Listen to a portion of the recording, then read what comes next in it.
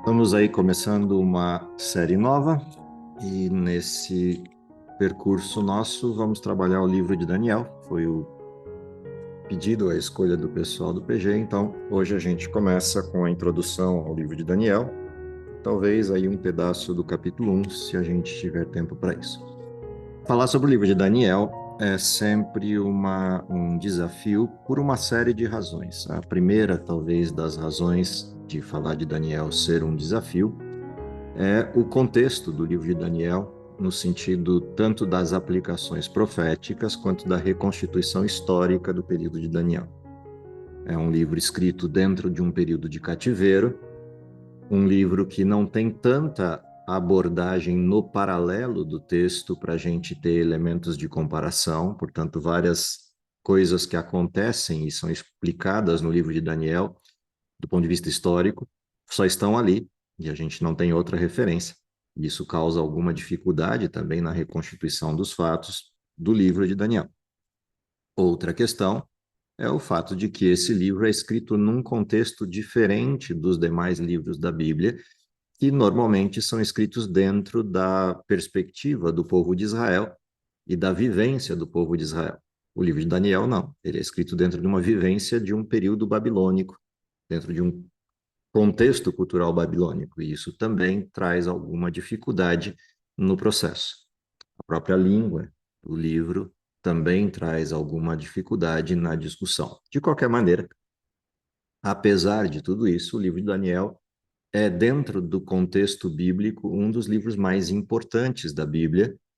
Não que os outros livros sejam menos importantes, mas ele tem uma questão de base, uma questão central, que é a preocupação do tempo do livro.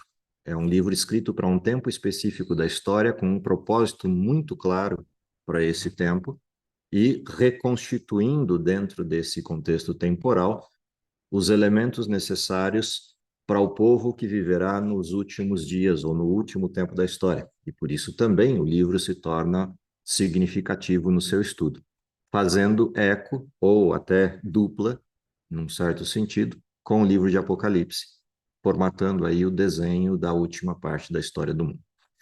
Durante esse período, vamos tentar percorrer o livro nas suas várias dimensões e abordagens, e para hoje a gente vai mergulhar um pouquinho na estrutura do livro, para a gente entender como é que esse livro está montado, como é que esse livro está posto, e entender o propósito do estudo de um tema como este proposto no livro de Daniel. Vamos começar por aí, até para equalizar algumas questões importantes nessa fase inicial. Só vou ajustar aqui para ver se está todo mundo enxergando, e a gente vai compartilhando aí algumas coisas importantes para nossa reflexão nesse primeiro momento. Bom, a primeira coisa importante de se estudar o livro de Daniel é a gente lembrar que ao entrarmos em um livro cuja característica pela qual ele mais é conhecido é a característica profética, entender por que a gente estuda a profecia e entender o contexto de algumas coisas que o livro vai mostrar é importante. E eu gosto sempre de começar estudos de profecia com dois textos. Um deles é esse, que diz respeito à abordagem de, de como Deus desenha a história, de como Deus demonstra para a gente a história numa perspectiva diferente do usual. Esse é um texto conhecido: os céus proclamam a glória de Deus, o firmamento anuncia a obra de suas mãos. E eu gosto desse texto porque ele descreve a ideia de que Deus esteja desenhando algo. Exatamente como a gente faz para contar histórias para crianças, a gente desenha ou apresenta figuras, e Deus, de certa maneira, desenha a história a partir das referências que os textos proféticos e os textos bíblicos na parte histórica vão mostrando, como se a gente estivesse assistindo uma história sendo contada por Deus. E o exemplo deste texto é que os céus fazem isso. Ou seja, olhando para o alto, olhando para aquilo que Deus criou, a gente está lendo o livro de histórias de Deus, o livro de histórias que Deus conta. De certa maneira, estudar profecias tem a ver com isso. Assistir o desenho que Deus vai formatando da história, a maneira como ele vai conduzindo o processo histórico para salvar seus filhos para manter seus filhos, para resgatar seus filhos. A segunda coisa importante de a gente manter em mente quando estuda profecias é um outro texto, igualmente conhecido, que é o texto de Isaías, capítulo 46, os versos 9 e 10. Se alguém puder compartilhar a leitura conosco, Isaías 46, 9 e 10, dão para a gente o fundamento e, ao mesmo tempo, o método de estudo, de foco, de olhar para a profecia, ao descrever a motivação dos textos proféticos. Existe uma questão metodológica, que é a estrutura da interpretação de textos proféticos, mas existe uma outra questão, que é o fundamento, o foco que eu dou para esse modelo de interpretação. E esse texto de Isaías é muito bom para a gente manter as coisas nos devidos lugares, manter o foco na direção correta ao se lançar para um estudo de profecias. Alguém achou? Por favor, compartilha Isaías 46, versos 9 e 10. Lembrai-vos das coisas passadas da antiguidade, que eu sou Deus, e não há outro. Eu sou Deus, e não há outro semelhante a mim, que desde o princípio anuncio o que há de acontecer, e desde a antiguidade as coisas que ainda não sucederam, que digo, o meu conselho permanecerá de pé, farei toda a minha vontade. Então, há alguns princípios aí que a gente precisa levantar. Primeiro desses princípios é importante olhar para o passado. À luz do texto de Isaías, há uma ordem de Deus, um convite de Deus, que é olhar para o passado. Lembrem-se das coisas que passaram. E o propósito de lembrar das coisas que passaram nesse texto é reconhecer nestas coisas a presença de Deus. E aí o próprio Deus descreve que coisas eu deveria olhar. Que esse Deus é um Deus único, não existe nenhum Deus semelhante a ele que consiga fazer o que ele faz. E esta questão de fazer o que faz está concentrada em um elemento específico que, ao olhar para o passado, a gente consegue identificar. Esse elemento específico é ele anuncia o fim desde o princípio, e ao fim de tudo, quando a gente olha para trás e vê o percurso da história, a gente tem a certeza de que Deus sempre executou sua vontade. Aquilo que ele disse que aconteceria, acontece. Aquilo que ele disse que vai fazer, ele faz. Portanto, olhar para profecias é, em primeira instância, um olhar para trás e não para frente. Embora profecias muitas das vezes tenham a ver com eventos futuros, profecia não é só isso, profecia também é outro tipo de conteúdo, como conteúdo doutrinal, histórico ou comportamental, mas normalmente quando a gente pensa profecia, a gente pensa num olhar para o futuro. E a Bíblia nos aconselha a olhar para trás e não para frente. E esse olhar para trás é para identificar que quando Deus anunciou algo e aquele algo ocorreu, eu confirmo que Deus é único, que Deus é o único que consegue fazer isso, é o único que consegue executar a sua vontade no tempo histórico. E por isso, ele é Deus e não existe outro semelhante a ele. Se a gente mantém isso em mente quando estuda profecias, a gente não comete deslizes ou equívocos muito graves. Pode até cometer um ou outro equívoco de interpretação, mas nenhum tão grave que comprometa o desenho numa forma mais ampla. Quando a gente desfoca disso, a gente passa a tentar adivinhar o futuro e, ao tentar fazê-lo, muitas das vezes, ou a gente se equivoca ou desvia completamente o foco e passa a especular sobre o futuro. Portanto, estudar profecias deve passar sempre bem longe do contexto especulativo, de tentar adivinhar coisas. Afinal de contas, aquilo que está revelado está para compreensão na dimensão de que a Bíblia consegue interpretar a si mesmo. E aquilo que não está revelado não é objeto de preocupação, pelo menos não por enquanto. Tendo isso em mente, a gente adentra o livro de Daniel e aí vamos começar a olhar primeiramente para como o livro está estruturado. E o livro de Daniel está estruturado em dois grandes blocos, dois livros, para ficar mais fácil a ilustração. O livro número 1 é um livro de história, o livro número 2 é um livro de profecia. O livro 1 vai dos capítulos 1 até o 6. O livro 2 vai do capítulo 7 até o 12. E aí a primeira pergunta que sempre me fazem quando eu mostro esses dois contextos. Mas no capítulo 2 não tem uma profecia? Até tem, mas é um sonho do rei, não é uma profecia de Daniel, não é uma apresentação ou uma abordagem de visão dada a Daniel. É um sonho do rei que Daniel interpreta, portanto, está na descrição histórica do livro, contando a história de Nabucodonosor e o primeiro momento de encontro ou de interação de Nabucodonosor com Daniel e os seus amigos, já como oficiais dentro da corte, resolvendo um problema levantado pelo sonho de Nabucodonosor. Portanto, o livro tem essa dupla apresentação. Numa parte está concentrado na história de Daniel e seus amigos em Babilônia, e a própria história de Babilônia, obviamente resumida, porque são só 6 capítulos. E o segundo bloco olha para uma outra questão, que é a história de Deus resolvendo o problema do mundo, a história do tempo do fim. Portanto, analisar o livro de Daniel é interessante sob essa perspectiva, por uma outra razão. O texto histórico conversa com o texto profético, como se fosse uma metáfora um do outro. E essa é uma outra coisa interessante de observar quando a gente analisa o livro de Daniel. Sob o ponto de vista da escrita, não da organização dos textos na ordem, como história e profecia, mas do ponto de vista mais estrito da escrita, algumas coisas a gente precisa considerar quando olha para o livro de Daniel.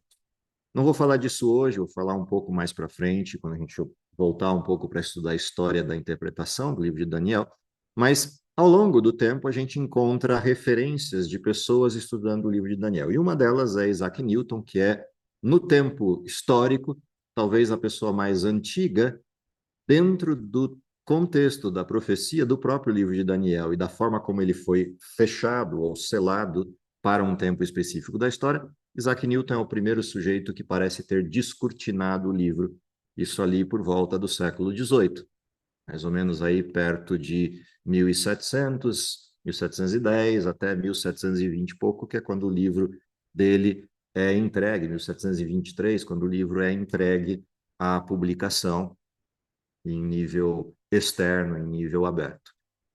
Quando a gente olha para Isaac Newton, ele sugere algumas questões na aproximação que a gente tem do livro de Daniel e também do livro de Apocalipse, mas nosso foco aqui está mais em Daniel nesse momento. E ele tem algumas afirmações importantes. Uma delas é essa, a de que as visões do livro de Daniel, as visões que dizem respeito à parte profética do livro, somadas à visão do capítulo 2, que é o sonho de Nabucodonosor, e o livro de Apocalipse em paralelo, devem ser lidos como um conjunto coerente, uma mesma imagem profética.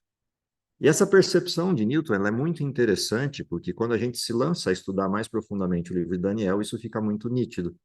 Ou seja, o texto inteiro profético de Daniel, mais o texto de Apocalipse, formam uma cena única de descrição da história. Como se esses textos estivessem totalmente interligados num fluxo contínuo de descrição. E isso implica numa metodologia de estudo do livro, uma vez que ele faça esse conjunto estrutural de uma única imagem. Ou seja, quando a gente olha para o livro de Daniel e vê a sequência das profecias, é como se você estivesse vendo uma história que segue um fluxo contínuo. E esse fluxo contínuo tem um formato espiral, sendo que a mesma história vai sendo contada e aprofundada conforme você vai passando o tempo da leitura e forma, então, um cenário completo, uma imagem completa da história. E isso é importante ao estudarmos o livro. Ter sempre em mente que a gente tem um mapa geral de imagem única, para não correr o risco de apontar para lados diferentes as histórias que estejam no livro e, de repente, errar o alvo.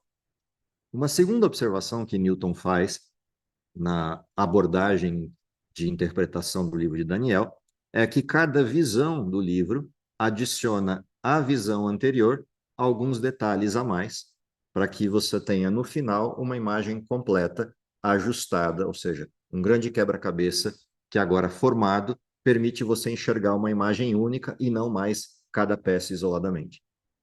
O que significa que as peças do livro de Daniel, assim como as peças do livro de Apocalipse, precisam ter um encaixe perfeito para formar esse quadro único, esse quadro completo que depois a gente precisa enxergar.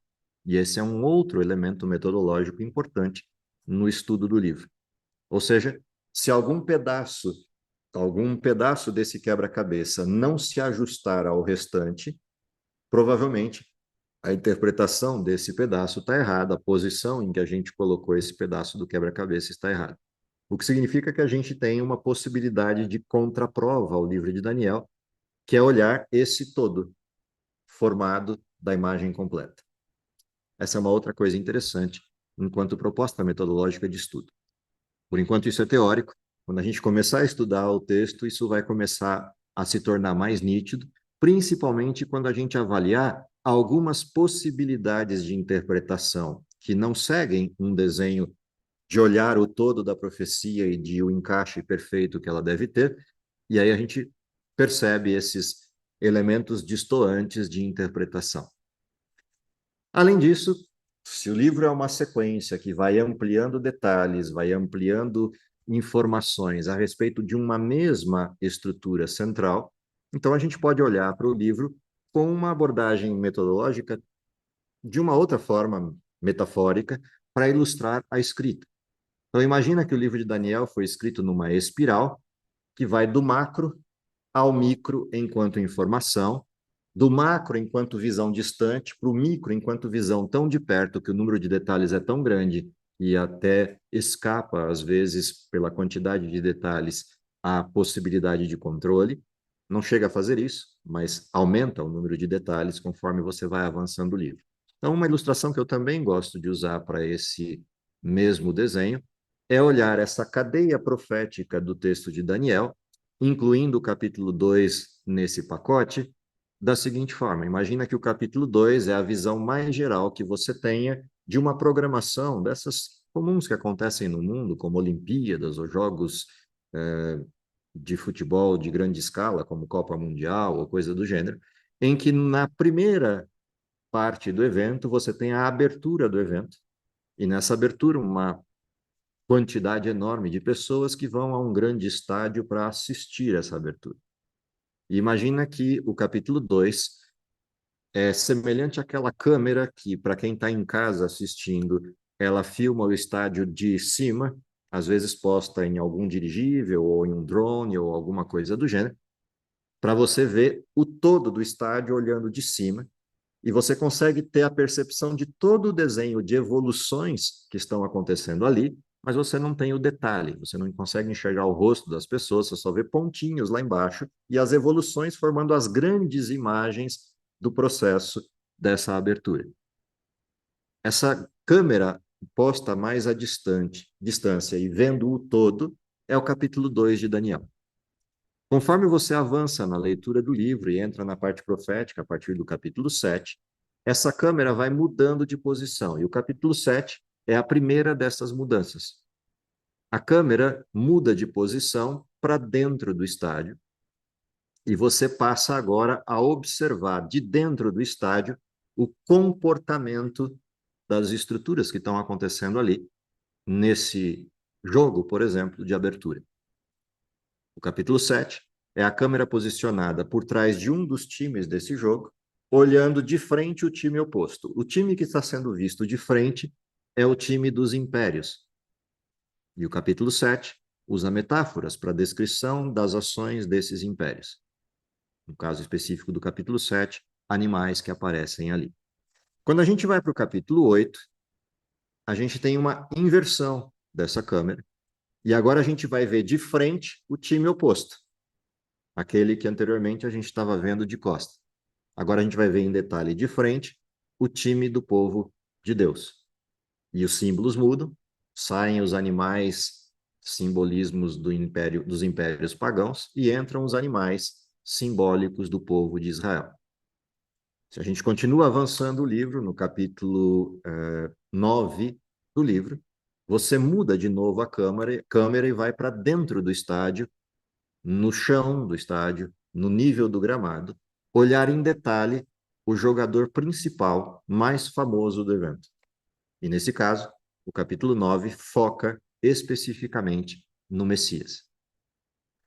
Se a gente continuar a leitura do livro, a partir do capítulo 10, que ainda tem o foco nas ações do Messias, a câmera começa a se distanciar, como se fosse uma enorme grua, que vai distanciando do estádio, você vai vendo a história seguindo o seu curso, e cada vez mais distante dela, até o nível macro. Quando você chega no capítulo 12, você está no nível máximo de distância, olhando a história e o seu comportamento de desfecho a partir do céu.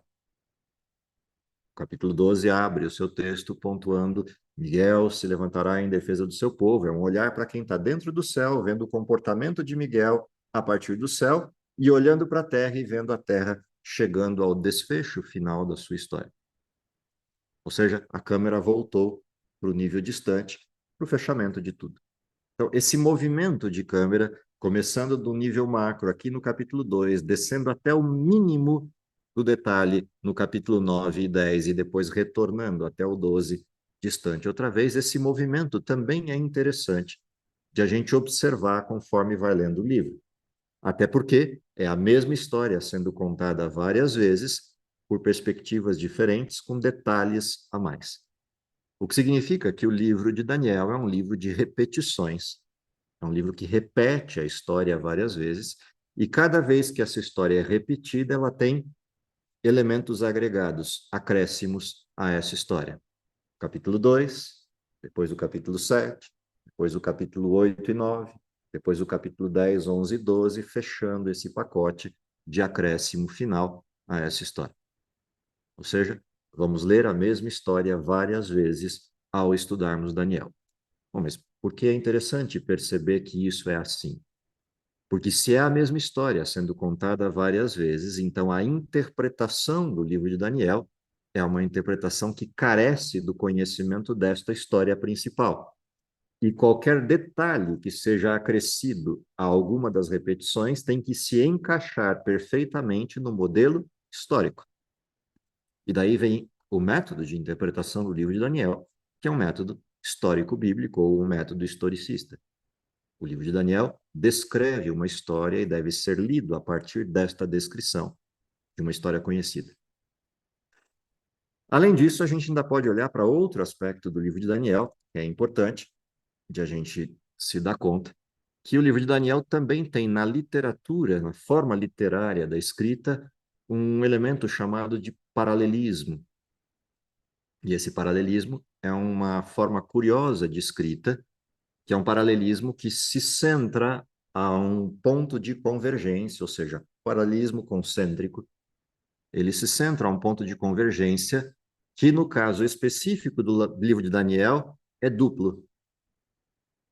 Ele tem um ponto de convergência que é cada um dos blocos de livro, o livro 1 e o livro 2, tem uma convergência para o centro, e os dois blocos uma convergência para um segundo centro, que é o capítulo 7. Ou seja, o livro está dividido com uma introdução no capítulo 1, e a partir da introdução você tem o capítulo 2 conversando com o capítulo 7, o capítulo 3 conversando com o capítulo 6, o capítulo 4 conversando com o 5. No segundo livro você tem a mesma coisa, o capítulo 7 conversando com o 12, o 8 com o 11, o 9 com o 10. O que torna o capítulo 7 o capítulo mais importante do livro, que é o capítulo central. Ele é o ápice do livro de Daniel, é o centro de convergência dos dois livros, dos dois volumes. Assim como o ponto central do paralelismo é o 4 e 5 no primeiro bloco, o 9 e 10 no segundo bloco. Isso não é difícil de vocês perceberem, se lembrarem de algumas coisas. A gente vai ver isso com calma depois ao longo do estudo, e de vez em quando vamos voltar a esse gráfico para lembrar desses paralelos, mas só para efeito inicial de conversa, é só lembrar que quando a gente olha para o capítulo 2 e olha para o capítulo 7, a visão do rei no capítulo 2 apresenta uma sequência de reinos que é exatamente a mesma sequência de reinos que o capítulo 7 resgata na visão de Daniel. Os mesmos 4 reinos de uma visão são os mesmos 4 reinos da outra. A discussão desses dois textos aponta em direções semelhantes. Uma questão de conflito que precisa de uma resolução, presente nos dois textos. Vamos ver isso com calma depois. O capítulo 3 e o capítulo 6 trazem histórias comuns. É só lembrar que no capítulo 3 a gente tem a visão de garotos que, por conta da adoração ao seu Deus, são conduzidos a uma fornalha. Se a gente vai ao capítulo 6, por conta da adoração ao seu Deus, Daniel é conduzido à cova dos leões. No capítulo 3, Cristo salva os garotos. No capítulo 6, Cristo manda o seu anjo para fechar a boca dos leões. E esses textos vão se conversar na forma que as duas histórias são narradas. Quando a gente olha o 4 e o 5, no capítulo 4 você tem os juízos de Deus e os processos de interação entre Deus e Nabucodonosor, levando a um conflito extremo que culmina com a conversão de Nabucodonosor. No capítulo 5, você tem os juízos de Deus sobre Beltesazar, a escrita na parede e o processo da negação de Deus por conta do rei Belsazar. Ou seja, dois reis, debaixo dos juízos de Deus, um se converte e o outro não. Os elementos são elementos convergentes nessas histórias, e eles estão posicionadas propositalmente desta forma, escritas e posicionadas propositalmente dessa maneira, que é uma forma literária hebraica, uma forma típica literária hebraica. A mesma coisa a gente vai ver depois, quando analisar os capítulos 7 a 12, nas junções, nas estruturas que essas histórias apresentam. Só guisa de exemplo, numa história mais conhecida, no capítulo 9, você tem a figura do Messias, no capítulo 10, a mesma figura desse Messias que vem intervir com Ciro para libertar seu povo. No capítulo 9, esse Messias vem intervir para libertar o mundo do pecado. Essas duas histórias se conversam entre esses dois capítulos. Ou seja, olhar para o livro de Daniel, por uma série de razões, é a gente olhar para esse nível de detalhes. É um livro curto, é um livro sintético, é um livro bastante objetivo na sua narrativa, mas um livro repleto de conteúdos e repleto de tempo dentro dele. O tempo da história abarcada por Daniel, no sentido geral, somada à profecia, mais a história do povo de Israel em Babilônia, é um tempo que ultrapassa a quantidade aí de 2.900 anos. A rigor, se a gente considerar o nosso tempo dentro desse contexto e todas as coisas envolvidas nesse texto, é bastante tempo. 2.800, 2.900 anos de transcurso histórico, considerando a história prévia, a história posterior ao texto, é bastante tempo para a gente pensar. Okay? Então, é interessante observar sobre essa perspectiva narrativa do livro. Em tempo profético direto, nós estamos falando de alguma coisa em torno de 2.400 anos de profecia. É bastante tempo. Isso volta ao texto que eu usei na abertura, ou seja, por que olhamos para trás um tempo tão longo de história com atenção? Porque se Deus foi apto, foi capaz de coordenar 2.300, 2.400 anos, 2.500 anos de história, o que eu poderia dizer a respeito do meu tempo histórico em relação à soberania e ao controle de Deus? E olhar para o livro de Daniel é, sem dúvida nenhuma, uma oportunidade imensa para a gente entender essa forma, essa maneira como Deus tem guiado o seu povo, como Deus tem conduzido a história. Então, esse é o primeiro elemento importante quando a gente se lança na tarefa de estudar o livro de Daniel. A segunda parte é a introdução do livro, ou seja, o capítulo 1 do livro, que nós não vamos ler inteiro hoje, vamos ler um pedaço para começar a compreensão dessa parte histórica do livro, desse primeiro bloco de 6 itens, que são os 6 primeiros capítulos do livro de Daniel. O capítulo 1 é a introdução de uma história, a história do povo de Israel, no contexto do cativeiro, no contexto da invasão babilônica a Israel, a Jerusalém, propriamente dita, ao reino de Judá, e o cativeiro dos que foram levados para a Babilônia em função dessa invasão. Então, abra sua Bíblia, capítulo 1 de Daniel. Vamos começar a leitura a partir daí, para a gente compreender um pouquinho desse contexto histórico por trás da história de Daniel. No ano terceiro do reinado de Jeoaquim, rei de Judá, veio Nabucodonosor, rei da Babilônia, a Jerusalém e a sitiou. O Senhor lhe entregou nas mãos a Jeoaquim, rei de Judá, e alguns dos utensílios da casa de Deus. A estes levou-os para a terra de Sinar, para a casa do seu Deus, e os pôs na casa do tesouro do seu Deus. Até aí está de bom tamanho. Bom, primeira questão contextual, o que está acontecendo na história de Israel? Se a gente recuar um pouco na história de Israel, a gente vai se lembrar que Israel era um povo separado por Deus, para, como paradigma, ser o povo concêntrico da mensagem de Deus, ou seja, todos os povos da terra seriam atraídos para Israel, posicionado caprichosamente no que seria a encruzilhada das nações daquela época, ou seja, o centro do mundo, estrategicamente posicionados na terra de Canaã, a ponto de que qualquer nação do mundo, para circular de um lado a outro do mundo conhecido daquela época, passaria de alguma forma pelo território de Israel.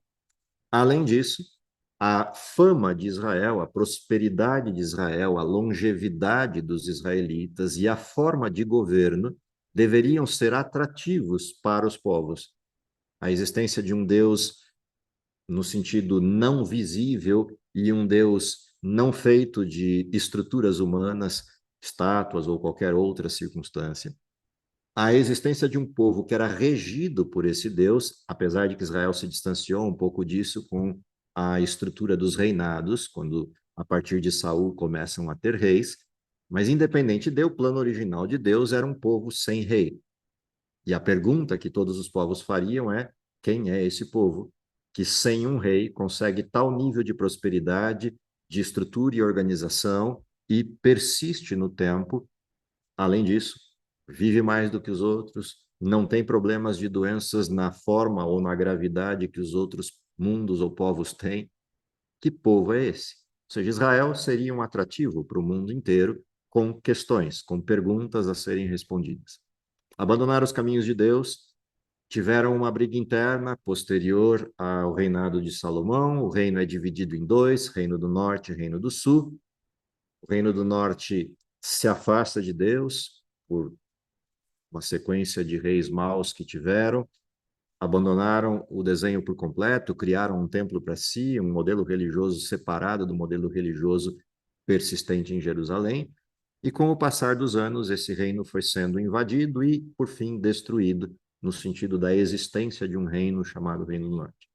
Sobrou o Reino do Sul, que é o Reino de Judá. Este Reino de Judá é o que está descrito aí no verso 1 como o reino invadido por Babilônia. Qual a razão para a invasão?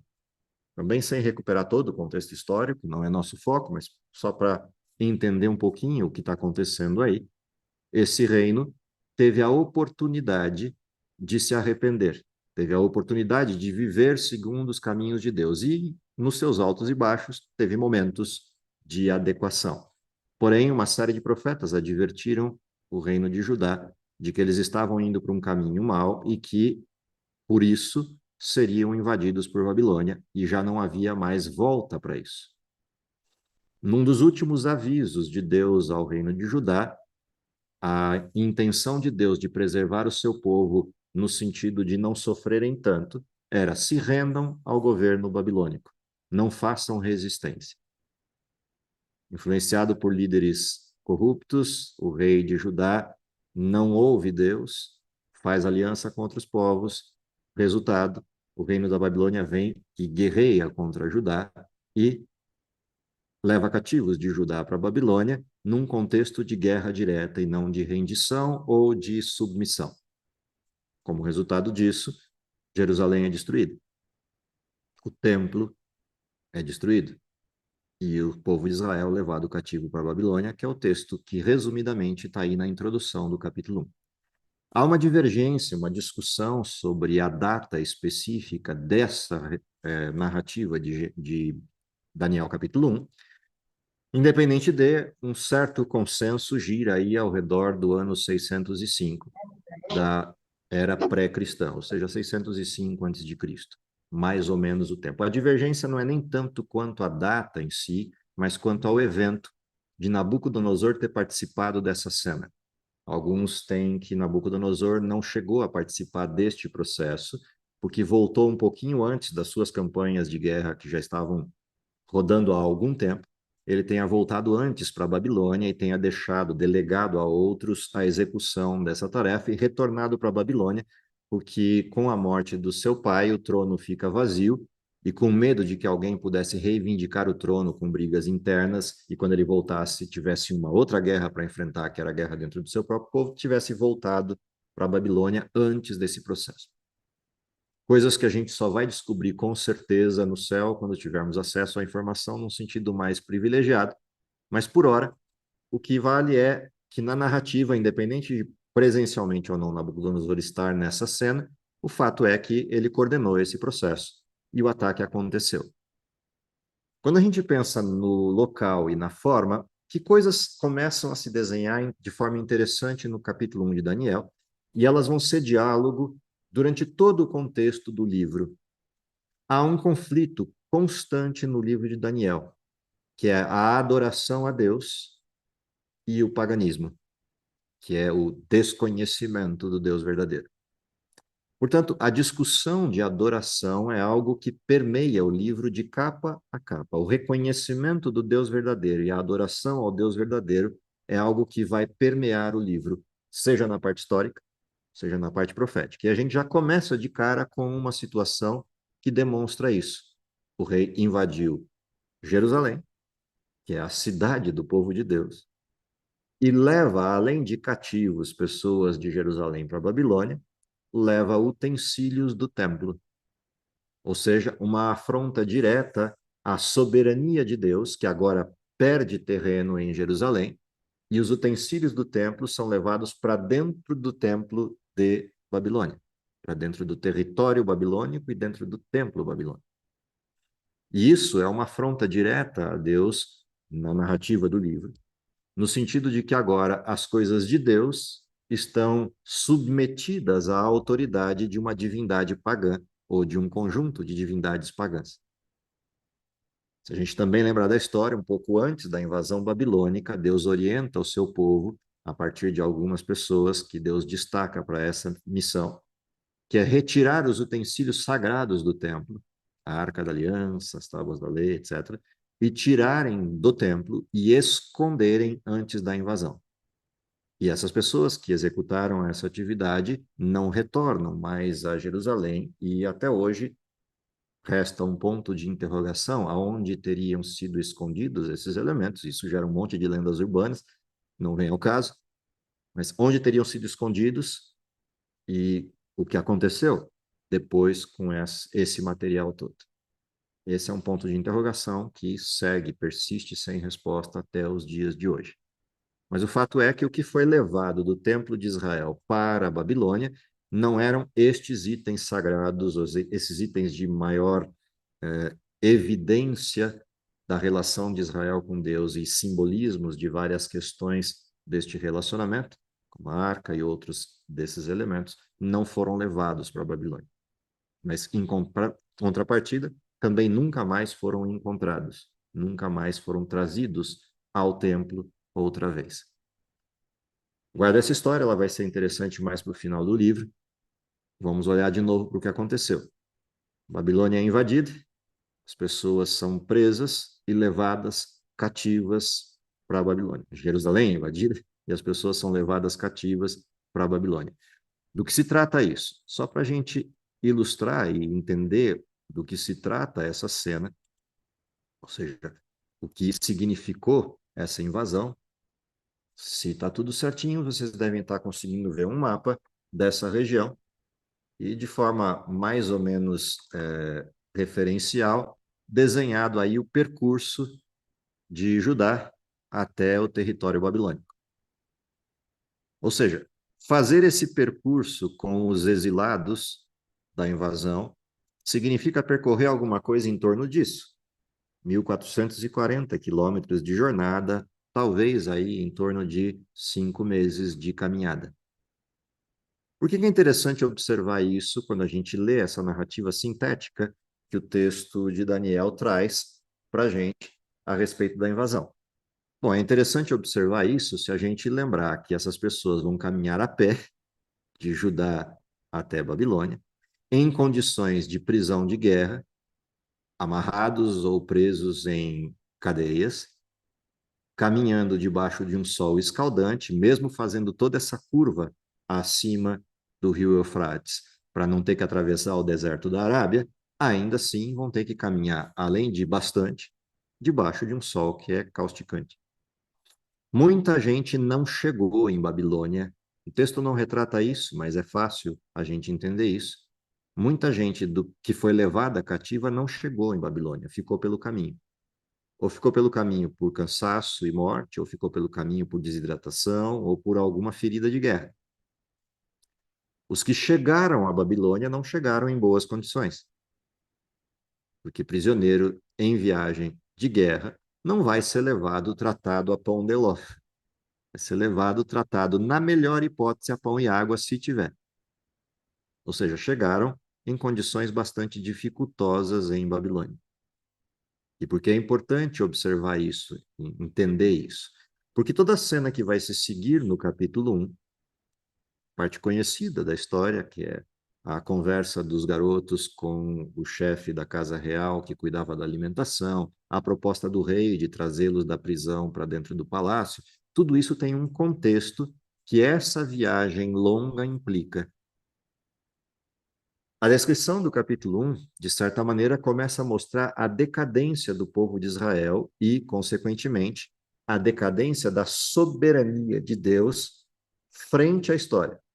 Não no sentido de que Deus tenha perdido a soberania, mas a percepção de quem está vivendo a história é de que Deus abandonou Israel, Deus saiu de cena, Deus saiu do controle e Israel está agora à mercê dos ataques de Babilônia, que neste caso representam os ataques do inimigo de Deus.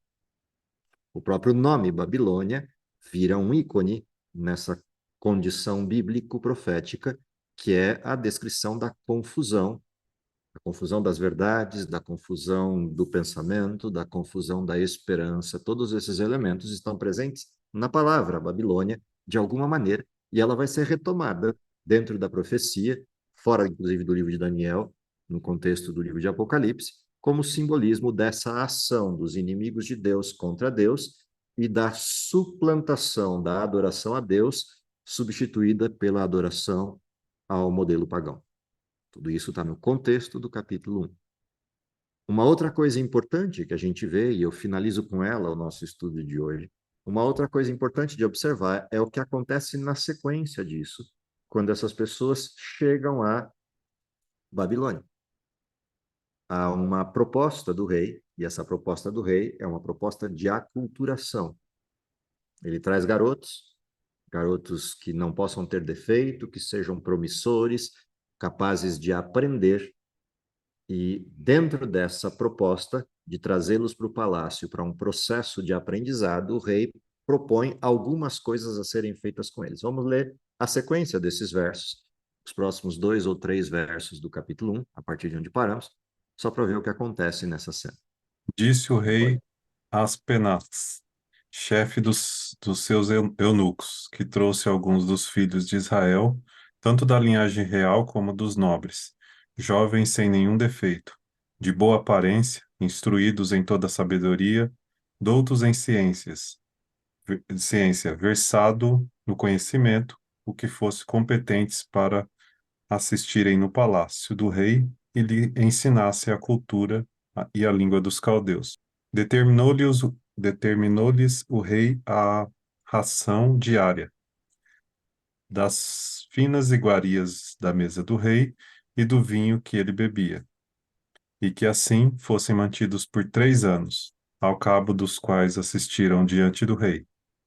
Entre eles se achava dos filhos de Judá, Daniel, Ananias, Misael e Azarias. O chefe dos eunucos lhes pôs outros nomes, a saber, a Daniel, o de Belsazar, a Ananias, o de Sadraque, e a Misael, o de Mesaque, e a Azarias, o de Abednego. Até aí tá bom. que está acontecendo nessa cena? E é importante a gente perceber. Além de eles terem viajado de uma terra distante até a Babilônia, além de terem sido levados como cativos, agora convidados para participar da Casa Real para um novo contexto de vida, existe algo acontecendo aí. Que algo é esse? Sujeitos que vieram de Israel estão sendo agora moldados para deixar de ser israelitas. Literalmente, eles estão trocando de identidade em todos os aspectos disso. A primeira parte dessa troca de identidade é eles terão que incorporar a cultura babilônica. E isso se faz pelo estudo, os conteúdos da Academia Babilônica, a religião, os elementos culturais religiosos babilônicos, a linguagem, abandonar o hebraico, assimilar o siríaco ou o aramaico, e essa transição, a mudança completa nos seus paradigmas de conhecimento, vai torná-los cada vez mais parecidos com os babilônios. Essa é a intenção do rei, olhando para o futuro do seu reinado e futuros colaboradores na sua estrutura de governo. O rei tem algumas intenções que são interessantes de observar. Uma delas é atrair essas pessoas que tenham capacidade e tenham sido educados no outro reino, como sujeitos que serão conselheiros no seu reino. E isso tem uma questão importante de estratégia de guerra e estratégia de crescimento. Ele aumenta potencialmente a cultura da sua estrutura regional, ou seja, do seu país, trazendo cultura de outros lugares para dentro deste contexto. Ao mesmo tempo que ele passa a ter à sua mão bons sujeitos para servir de relações públicas com povos vizinhos, caso ele consiga moldar esses sujeitos como futuros servos de Babilônia. Então, tudo isso está por trás das intenções do rei, mas o fato é que, para Daniel e os seus amigos, isso vai ter uma implicação muito forte. A implicação de que, se eles desligarem, se eles descuidarem um pouquinho, eles vão ter uma migração cultural religiosa, para dentro do contexto babilônico. A intensidade disso é de tal ordem que os nomes deles são trocados, e essa é uma outra coisa interessante da gente observar na cena. Ou seja, a troca de nomes, a mudança de nomes, traz um outro modelo de alteração de identidade, que é, curiosamente, uma parte caprichosa dessa transição. Se a gente observar, os nomes eles sofrem mudanças de um contexto hebraico e de uma identidade pessoal para um contexto babilônico com uma nova identidade pessoal. Se a gente lembrar dos sentidos dos nomes, Daniel, Senhor é meu juiz, Ananias, Senhor gracioso, Misael, quem é como Deus, Azarias, Deus é meu ajudador. Toda vez que você escutasse alguém chamando o seu nome, toda vez que você escutasse alguém conversando com você e usando o seu nome, como os nomes tinham significado, qual é a primeira coisa que vem à memória? Qual é a primeira coisa que vem à mente? A primeira coisa que vem à mente é o sentido. Então, quem escuta chamar Daniel é sempre lembrado, o Senhor é meu juiz. Quem escuta chamar Ananias é sempre lembrado, o Senhor é gracioso, e assim sucessivamente. Ao momento que eles são trocados os nomes, a partir daquele momento, quando eles fossem chamados, outra coisa viria à mente. No caso de Belsazar, pegando as possíveis traduções do nome, o que se lembraria é Belete. Belete é uma das esposas do deus Marduk, é a protetora do rei. Ou Belsazar também remetia à ideia de o príncipe de Belete. O príncipe de Belete é aquele que protege o rei. Quando a gente ouvisse falar em Sadraque, o que viria à memória é ele é servo de Sim, ou de Sheshra, que era uma deusa egípcia, ou Sim, uma divindade similar na Babilônia, deus da lua na Babilônia. Quando ouvisse Mesaque, nos lembraríamos de dois significados possíveis para o nome. Um deles, quem é como Aku. Lembra? Misael é aquele que é como Deus. Mesaque é aquele que é como a divindade Aku, que é um deus do panteão babilônico. Ou ainda, uma outra referência interessante ao nome de Mesaque que aparece na história, que é a possibilidade de significar alguém de pouca importância. E aqui há um trocadilho interessante entre as duas estruturas. Misael, aquele que é como Deus, na pergunta, né, quem é como Deus, é uma derivação do nome Miguel, para um nome Mesaque, que é um trocadilho ao contrário. Esse sujeito não tem nenhuma importância, ou seja, o Deus de vocês não tem nenhuma importância. Azarias, Deus é meu ajudador, é trocado por Abednego, servo do Deus Nabu. Portanto, ouvir o seu nome na nova cultura também é uma forma de educação, ou seja, uma forma de transição de um modelo que tem Deus como centro para um modelo que tem o paganismo como centro. Ou seja, os nomes não são trocados simplesmente para facilitar a linguagem. Eles são trocados para mudar a identidade no sentido completo. Isso é o que esses garotos iriam enfrentar deste momento para frente, nos próximos 3 anos aí de academia, até que o rei voltasse para examiná-los. Entendido esse contexto, a história que vem na sequência, ela tem um sentido bastante importante nas escolhas, nos embates e nas circunstâncias em que essa parte sequente da história vai ocorrer. No próximo estudo, a gente vai olhar essa história do momento de chegada desses garotos em Babilônia e os eventos todos que transcorrem a partir desse momento que eles recebem o convite para estar no palácio. Por hoje está de bom tamanho. Paramos por aqui. Voltamos na semana que vem. Vamos orar? Querido Pai que está nos céus, te agradecemos pelo dom da vida, te agradecemos pela oportunidade que temos de ainda com liberdade podermos estudar tua palavra. Te agradecemos também por esse sábado que estamos vivenciando, que possamos comungar contigo, aprender mais de ti, é o que lhe pedimos por Jesus. Amém.